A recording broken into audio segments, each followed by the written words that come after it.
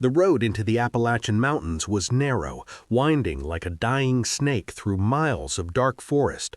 Fog clung to the ground, crawling across the asphalt as if the mountain itself was breathing.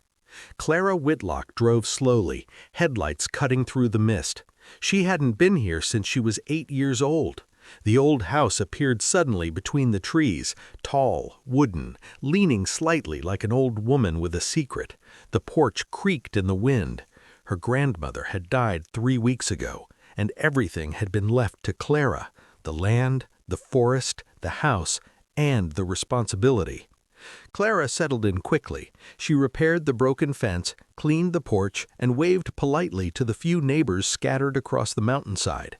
Everyone thought she was sweet, quiet, helpful. She baked pies for the elderly couple down the road. She helped a lost hiker find the main trail. She even volunteered to clear the old overgrown paths. A good neighbor, a kind woman. But every evening, just after sunset, Clara carried a lantern down the cellar steps. The cellar smelled of wet dirt and old roots.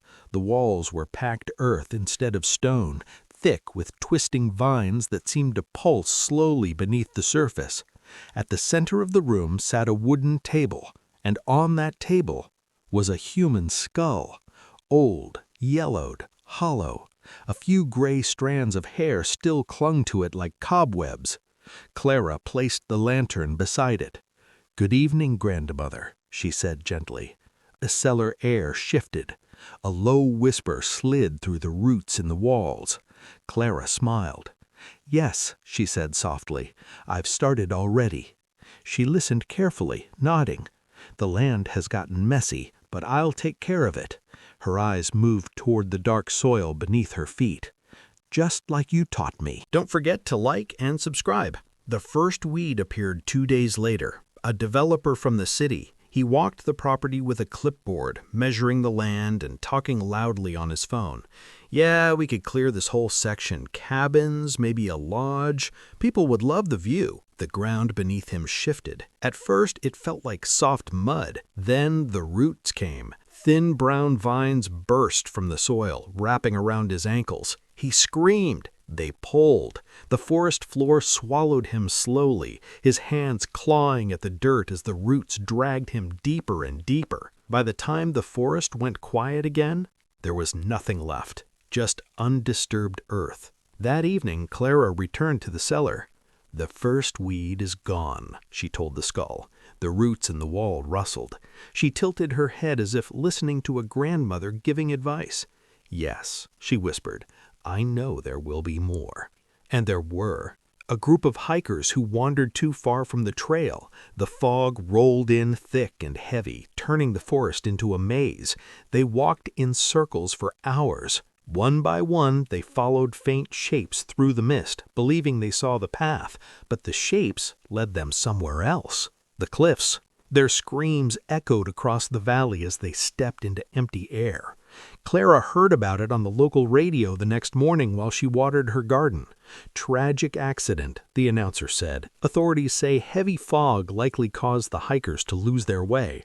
Clara nodded sympathetically. "Such a shame," she murmured. The neighbors loved her. They said Clara Whitlock had brought life back to the mountain. The forest looked healthier, the soil richer. Plants grew thick and strong along the property line. Wildflowers bloomed where nothing had grown before, because the land was finally being cared for again, finally being tended. That night in the cellar, Clara knelt beside the skull.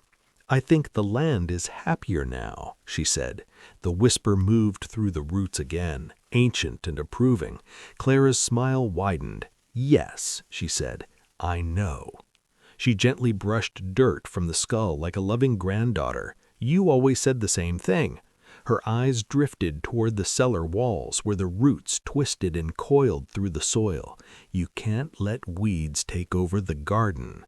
The earth beneath the floor shifted softly, as if something far below was still moving, still growing. Clara stood and picked up her lantern. "There are still a few left," she said calmly. "New people moving into the valley." Her voice held no anger, no cruelty, only quiet responsibility. like a gardener planning tomorrow's work.